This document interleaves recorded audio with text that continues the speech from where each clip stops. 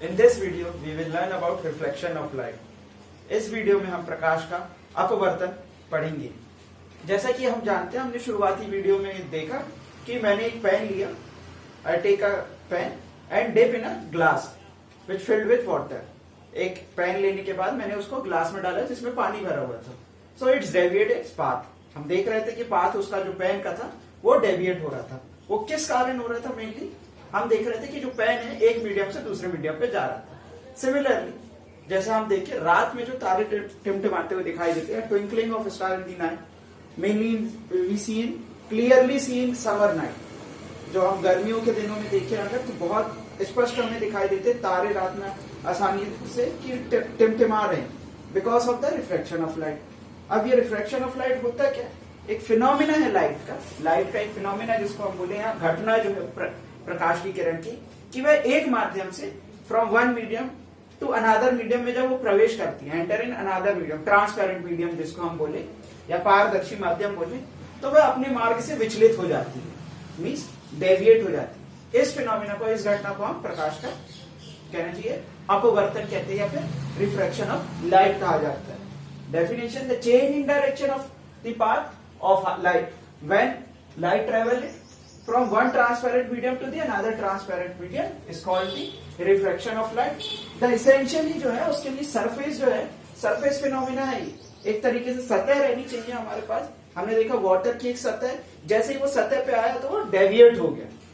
अब हिंदी में जब प्रकाश की किरण किसी पारदर्शी माध्यम से दूसरे पारदर्शी माध्यम में प्रवेश करती है तो प्रकाश की अपनी पथ में परिवर्तन हो जाता है और इस घटना को हम प्रकाश का अपवर्तन कहते हैं। इसको हम चित्र के द्वारा से और अच्छे से समझते हैं। ये हमारे पास एक सरफेस है, इसके ऊपर एयर है या वायु है और दूसरी साइड ग्लास हम माध्यम समझ रहे हैं। जो द्वितीय माध्यम हमारा सेकेंड मीडियम जो है वो ग्लास है।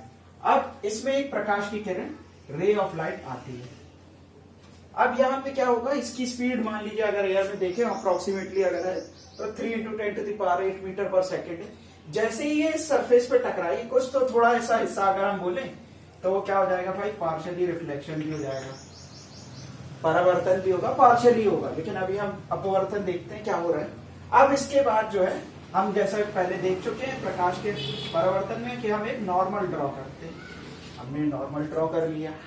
अब क्या होगा, क्योंकि लाइट ये आ रही है हमारे पास, इंसिडेंट रे हो गई है।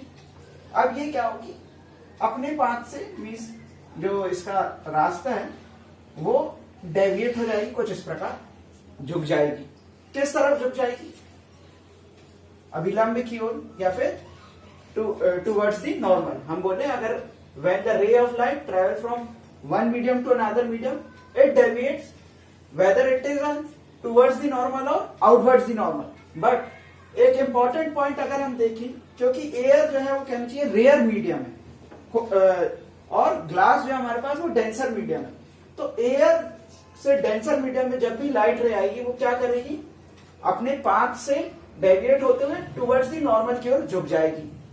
तो ये जो हो रहा है यहाँ पे अगर मान लीजिए पार्शियली रिफ्लेक्शन और रिफ्रैक्शन दोनों हो रहा है और हमें ये देखने को मिल रहा है कि भाई एक लाइट रे है इंसिडेंट हुई एक सतह पे, हमारे पास ये सतह है, हमने सतह कंसीडर कर लिया। अब यहाँ जो है प्रकाश की किरण जो है उसकी गति भी बदल जाएगी, means the speed of light रे। जैसे कि हमने देखा कि यहाँ पे 3 × 10⁸ थी, हो सकता है 2 पॉइंट समथिंग हो जाए, कुछ परिवर्तन आ जाए, 2.98 × 10⁸ हो, कुछ ना कुछ मतलब यहाँ पे परिवर्तन हो जाएगा। तो इस प्रकार हम देखेंगे कि ये जो गति है इस प्रकाश की किरण की, जब वो कहना चाहिए सरल वरल माध्यम में आ गई, आप लोग जो हिंदी में कहते हैं उसमें आ गई है, तो इसकी गति में भी परिवर्तन हो गया। अब इसके बाद हम देखें कि ये तो एंगल हमारे पास है भाई, क्या है, angle I, angle of incident. अब देख पा रहे हैं हम सिंपल सा कि ये जो अगर एंगल ऑफ रिफ्रैक्शन बोले हम इसको, एंगल आर से रिप्रेजेंट कर ले हम इसको, तो हम देखेंगे कि ये जो एंगल आई है वो ग्रेटर एंगल आर से, मतलब कि एंगल ऑफ रिफ्रैक्शन से, और साथ में स्पीड जो है इस कंडीशन में स्पीड जो है लाइट ग्रेटर है एयर में as compared to denser medium. तो इस प्रकार का ये जो फिनोमिना हो रहा है स्पीड जो एयर में, speed in air is greater है स्पीड इन वाटर, और ग्लास भी कह सकते हैं, अभी हम ग्लास कंसीडर कर रहे हैं तो ग्लास। ठीक, तो यहाँ पे हम देख रहे हैं तो हम ये बता सकते हैं, अगर हमें ऐसा कुछ मिलता है, क्वेश्चन आता है कि स्पीड इन एयर जो है लाइट की वो ज्यादा है एज कंपेयर टू वाटर, तो इससे क्या हो रहा है, हमें ये पता चल रहा है जो लाइट की रे जो है वो टुवर्ड्स द नॉर्मल बेंड हो रही है। अब इसके बाद हम थोड़ा और देखें, अगर मान लीजिए इसके अपोजिट हो जाए, मान लीजिए हमारे पास लाइट जो है वो ग्लास मीडियम से आ रही है, मान लीजिए हमारे पास ए बी सी डी जो है वो एक ग्लास स्लैब है, और हमने उनमें से मान लीजिए एक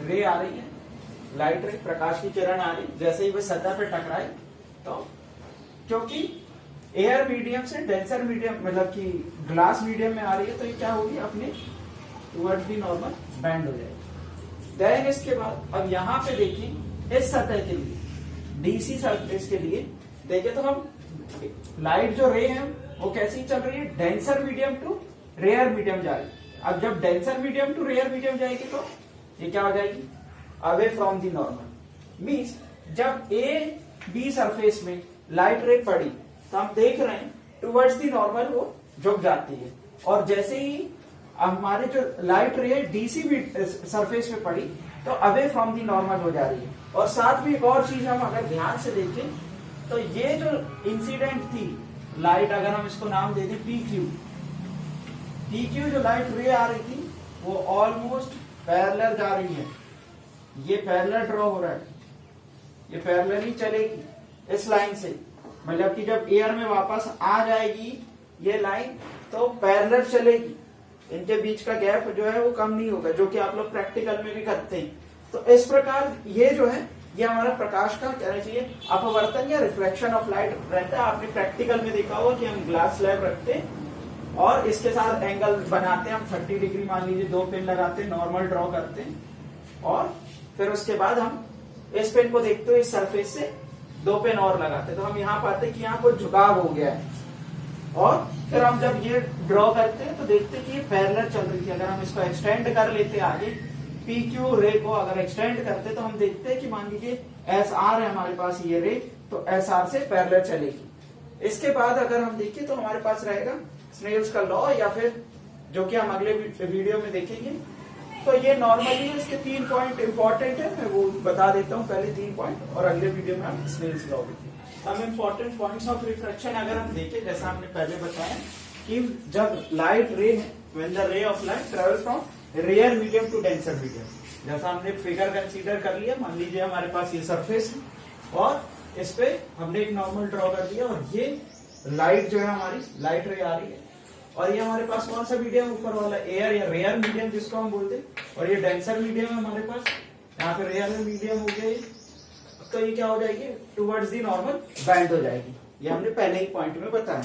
दूसरा क्या है, व्हेन अ रे of light travel from denser medium, अगर जस्ट अपोजिट हो जाए, हमारे पास एक सरफेस है और लाइट रे आ रही है, जैसे ही ये डेंसर मीडियम से रेयर मीडियम में जाएगी तो अवे फ्रॉम दी नॉर्मल हो जाएगी, जैसा ही हमने पहले फिगर में देखा था। इसको जाना कैसा था, ऑलमोस्ट ये जाना था, लेकिन चली कैसी गई, यहाँ पे चली गई। ये अगर हम देखें तो इस प्रकार चली गई, मतलब कि टुवर्ड्स दी नॉर्मल होने की जगह ये अवे फ्रॉम दी नॉर्मल हो गई। इन केस अगर थर्ड पॉइंट देखें हमारे पास, अगर हमारी जो रे है इंसिडेंट रे वो नॉर्मल के साथ ही आ जाती है, तो वो बिना डेविएट हुए मीन्स सीधी सीधी चली जाती है। यहाँ पे अगर हम टेक्निकली बात करें तो एंगल आई जो है फर्स्ट पॉइंट के लिए मैं बता रहा हूं, वो ग्रेटर है एंगल आर से, और दूसरे में अगर हम बोले तो एंगल आर जो है वो ग्रेटर एंगल आई से, और थर्ड में तो कुछ एंगल बन ही नहीं रहा, I equals to angle R normal के साथ है, तो हम 0 बोल सकते हैं। तो ये 3 इंपॉर्टेंट पॉइंट्स थे। अब बाकी हम कल नेक्स्ट वीडियो में भी स्नेल्स लॉ देखते हैं। Thank you.